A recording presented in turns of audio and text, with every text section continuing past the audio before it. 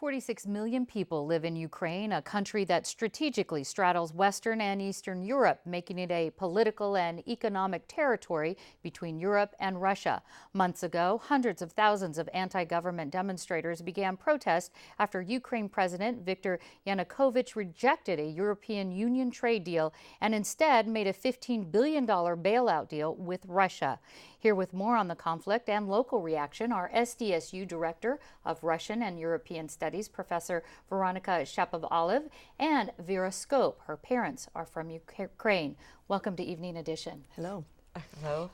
Veronica, there are reports of people cheering on incoming Russian troops in Crimea. How divided is Ukraine on its support of Russia?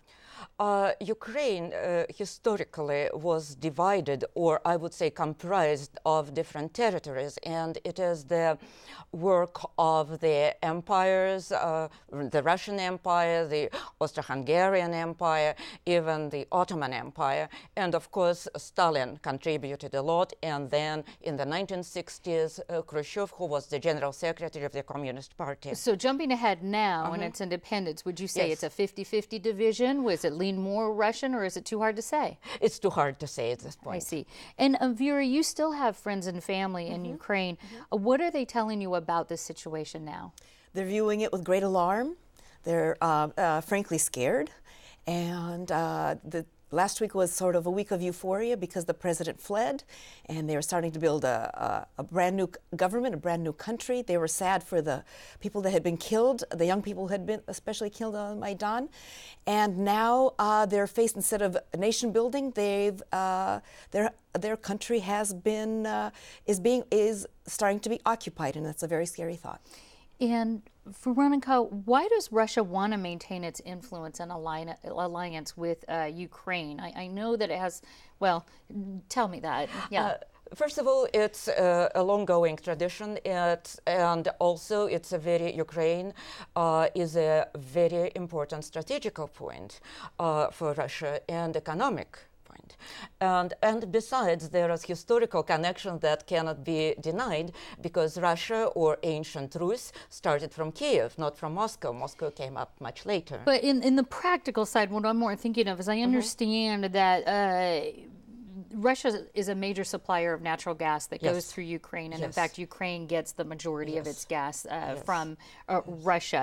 Is that sort of what this is really all about? Who's maintaining control of these pipelines going through Ukraine and heading over to Western Europe? I think it is very important. This is very important, and also it is very important for ordinary people. How will they travel if they become members of European Union, etc., etc.? And having Russian troops there, it's also not very. In Vera here, I know that you have a lot of friends. You volunteer at the Ukraine House at or the Ukraine House at in Balboa Park. What are you hearing here in San Diego and perhaps throughout the U.S. as far as what they would like the U.S. How would they like the U.S. to respond? Well, you know, there are email campaigns going on all of the time, and it is to send messages to Obama, to send messages to our Congress to support Ukraine, and to support Ukraine with a loan. Help the country. They're economically in very sad straits. There's less than $1 million left in the coffers after all of this.